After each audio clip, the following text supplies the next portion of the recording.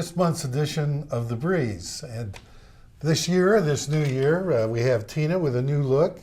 Very nice indeed. Thank you. And last month, we talked about the impact of the 60s on all of our lives and got a very interesting conversation about whether proactively or reactively it changed our lives forever. And one of the things that we touched on was that there was a new freedom on how to act and how to pursue a career. And let me ask you this question. Is there still a place for etiquette in this world? Definitely. And if we don't use it, we're going to lose it, just like a language. Wow. How about it, Margie? You agree with Yeah, that? that's rather scary, isn't it? But I do agree. I think the softness, the communication skills, just the regular caring communication is lacking a lot. Lacking a lot. Well, some have said that we are in unprecedented incivility in this country. Unprecedented incivility and singularly awful manners at the highest levels of leadership on down. Wow. And I think that's probably true. And I think that, I personally have witnessed a lot of rude behavior. Mm-hmm. But at the same time, I've always noticed and appreciated those who exhibit good manners. And how would you define etiquette? I would define it as being aware of what is socially acceptable with a positive twist to it, setting example. And etiquette, I guess, would be anything by how we use our utensils to how we greet a new person. Okay. All right. So it's a wide network of Well, examples. yeah, and Tina, I think there's situational ethics too. Certainly there's golf etiquette, there's gambling etiquette, there's etiquette in church and so forth. But generally speaking, how would you define it? Etiquette is a socialized behavior. And I believe as generations progress that it's become less important and less acceptable as far as being something that we should be aware of. But I feel as a seasoned citizen that it's important that I pass on what I feel is important in etiquette and reflect that in my behavior and what I do, whether it's in social media, whether it's one-on-one or what have you. And I think it's up to me to reach out, and if I see something that I don't feel is correct, if I have that opportunity to impact that, then I should. Well, and I think, I agree with what you're saying. I think it may be part of what I would call a dumbing down of America, a lack of standards, if you will, and people accepting less than good etiquette as a way of life. But what's important to note is if they haven't been taught or if they don't know differently, then how can we have an expectation that they should do differently? Well, okay. And who's responsible for that? The answer may be obvious. You can't always say the parents. Why not? I think because everyone does not have that parental circle or network that perhaps we had. You have a lot of working parents, you have a lot of single parents, you have a lot of children who are parents, and they weren't taught, so how are they going to teach someone else? Okay, so where do you learn? How do you get it? And, what stands in the way? Well, education is one. Education? Education is I think, the pivotal force in anything that we do. Okay. And also, I think finding a mentor, whether it's a known mentor, meaning that it's something that you realize and label that person as a mentor, or someone that you favor, that you respect, and you kind of listen to and try to emulate.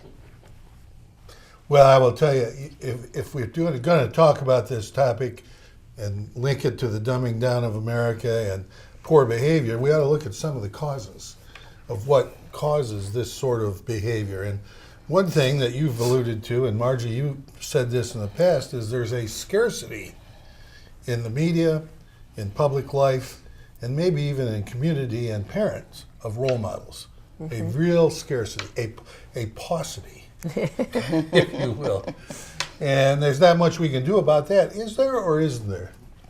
Well, I think the American family has changed a lot since we probably picked up our niceties, which I think of etiquette kind of being the niceties of life.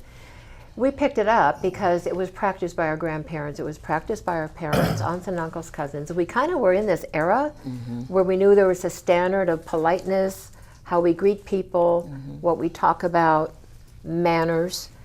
I think, and this is not just my opinion, but just in the reading and preparation for this, it's like there's so many families now, there are two working parents. And If you're fortunate to have two parents. well, and that's true too, that's right.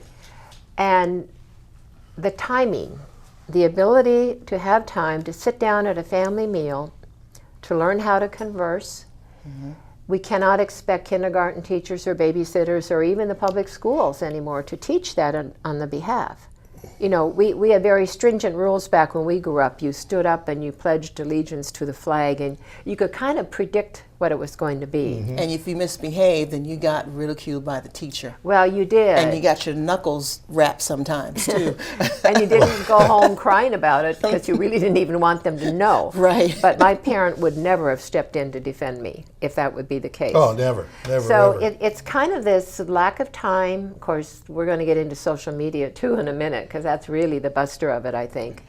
But I think it's a generation thing, and it's like that. You know, sometimes I think it's that Kenny Rogers song, "Know when to Hold them and fold hold them. it, know when to fold it." You know, because we're the ones that are exasperated. Yeah, but I don't think we should fold it. I think that we still can resurrect what we consider good etiquette. And it might have to be one-on-one, you know? Yes. Because if Doug does something that I don't like, then it's up to me to share with him that I don't like it. But I could be polite about it. You I'd have have- nothing else to do in your life then. I don't have to be in your face about it. Yeah. Well, I think part of it is that people begin to accept bad behavior as the norm. In other words, one of my pet peeves, and everybody does it, but it's a pet peeve. When did it become okay for a man to wear a ball cap in a restaurant? When did that happen? You brought that up in several of our sessions. Yes. That is really, Yeah, I mean, that just eats my liver. I know everybody does it, but I don't. And my son doesn't. And I think you ought to, when you walk in Okatee Golf Club, take off your hat. You're in a restaurant. I think also it depends upon where you are. I mean, not that it matters to me. If I'm in a nice 4 or 5 star restaurant, then I expect that you're going to behave and dress accordingly. And a baseball cap is not that. If I'm out at Hudson's for the Thanksgiving dinner that's free, hey, anything Well, goes. you're outdoors there most of the time. You know. But The other thing is, in addition to what thought occurred to me when you're talking about families having no time, almost no family eats dinner together anymore because of kids' activities or because of parents' activities. They're too tired. You fix something for yourself. That hurts the whole concept of learning how to be a courteous and considerate person. yeah. But on the other hand, if you're a helicopter parent, if you are scheduling every second of your kid's day, making them do activities they don't want to do and so on, then what you're doing is you're leading to problems and what has been referred to as extended adolescence. If a kid doesn't want to grow up and act like an adult, he never will. But you know, helicopter parents just doesn't apply to the kids at home. It could be the adult children like myself, who is not a kid, and my mom at her young, spry age of almost 90 still feels the need to guide me on certain things, you know, and you're going like, "Ugh." You know. Well, that's a whole nother show right there. But, that's just my thought. But the real cause, number one cause in my view, is technology Yeah. That has a lot to do with it. and the scourge, if you will, of reality TV, where the best ratings go to the shows where the people are the rudest. And fight and all the Yeah. other things. Right. Yeah. You've got UFC fighting, which is ridiculously watch that. bad. And people begin to think, hey, this is the society I accept this and I'm going to be part of it, and therefore I need to be rude. And I'm going to act it out. Yeah, definitely. I don't know. I think it's up to the parents who have the controls to, if they're watching this or their child's watching it, to say, this is not the norm. I mean, if I had friends like some of the housewives, they would not be my friends. I would not have that happen.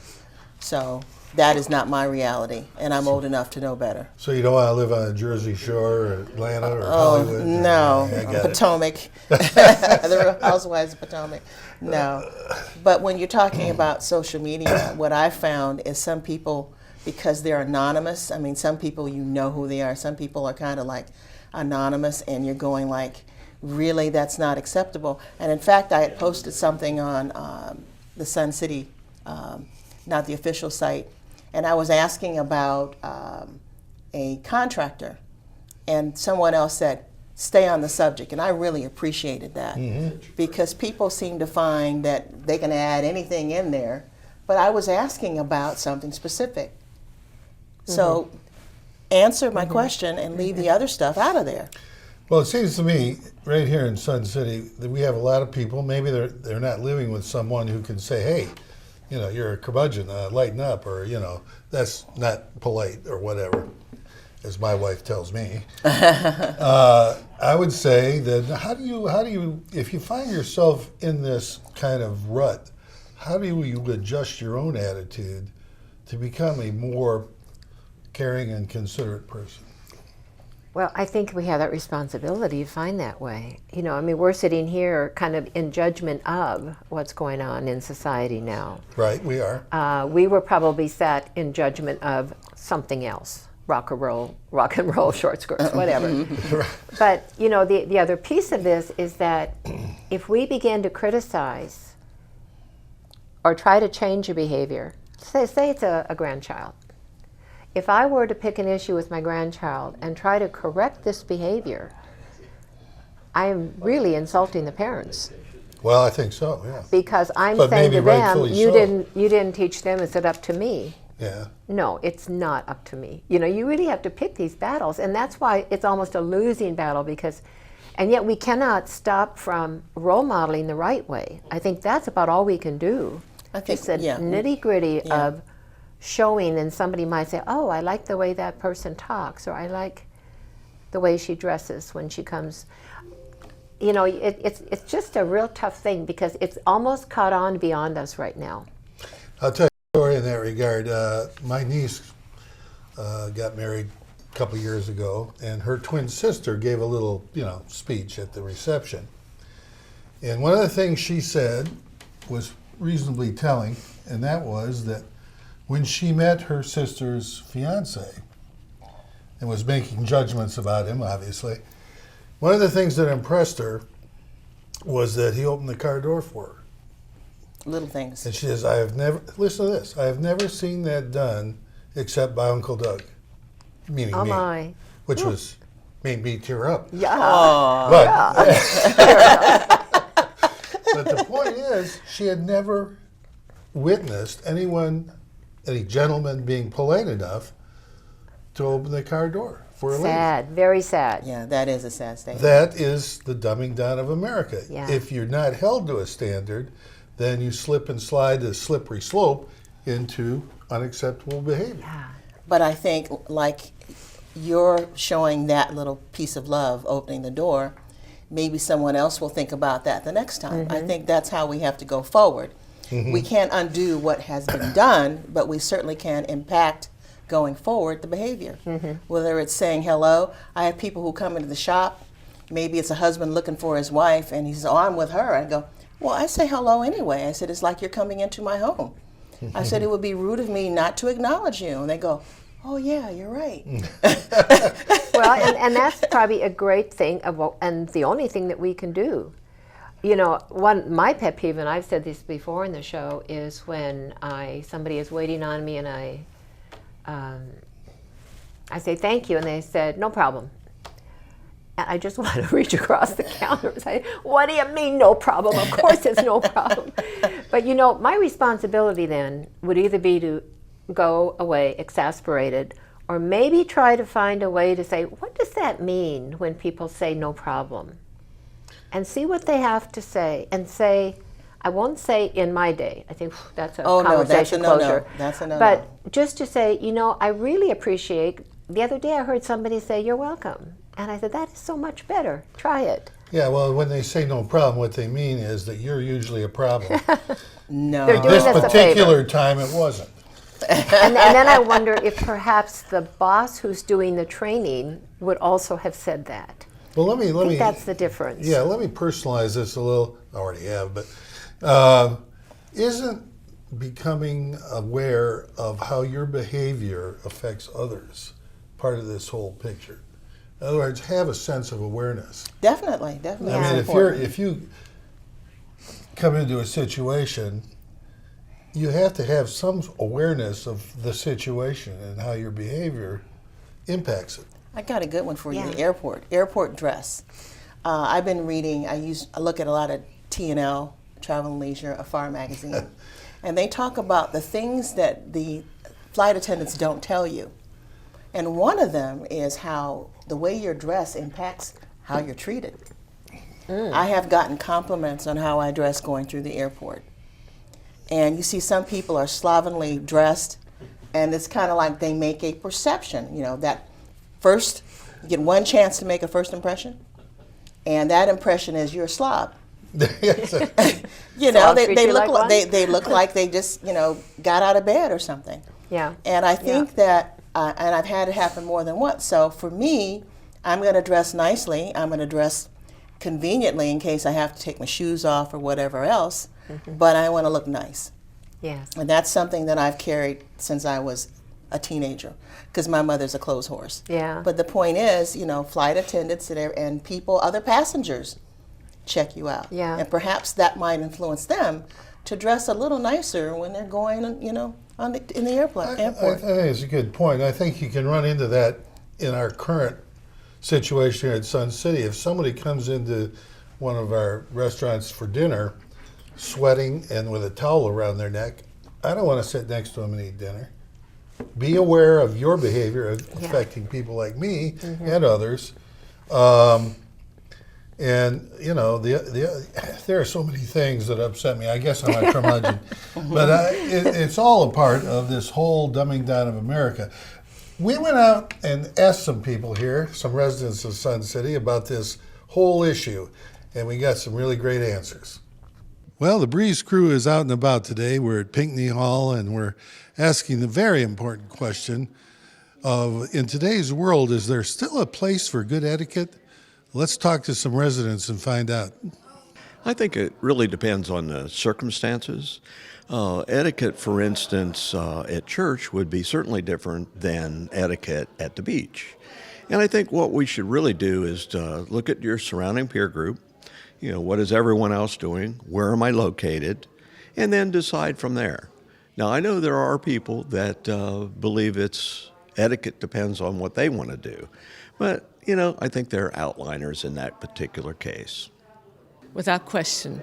It's the basis for getting an understanding of what the two of you agree on to start with, and then from there branching out to some differences that you might have, but also being able to discuss those on a friendly basis. And yes, I do believe there is a place in today's society for etiquette. It's something we've lost, and it's sad. We grew up having to open the door for people and say thank you and just be respectful. And I think that's what the bottom line is. It shows respect for others around you rather than so focused on ourselves. As far as the older people, and I'm meaning the retirees and above, or from the 55 and above, yes, etiquette is still admired amongst all the population.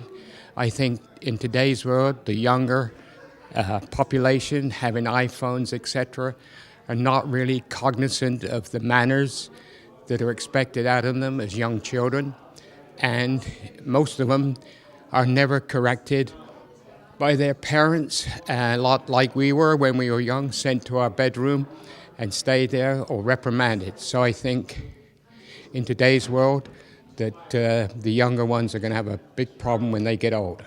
I I think nowadays it really is passe. Etiquette is something that's just kind of been thrown by the wayside. I think we stand around and say, I can't believe they didn't say please. I can't believe they didn't say thank you. Look at the fork they're using. But I mean, it's just not going on anymore. I think what those people had to say was very interesting and absolutely correct in a lot of respects. And, I think, when I speak of the dumbing down of America, I'm not just talking about the lack of interest in anything but sound bites on TV, the rabid following of these reality shows and whatever else is on TV these days that I miss or don't miss. So, the solution is obviously begins with us. Yes. Yes, and definitely. how we act. Yes, I think so. And an example that we can look to, and recently, in the last few months, a friend and I were out having lunch. And next to us was a young family, little children, and there was no phone in sight. These were two separate restaurants just a few weeks apart, and they were having this great conversation. And isn't it pitiful that I noticed that rather than it being the exception? And we decided that in both instances, after we finished our meal, we would approach that family and commend them and let them know that we noticed. That's great. That's great. And I think that's the issue, is that people don't know the difference.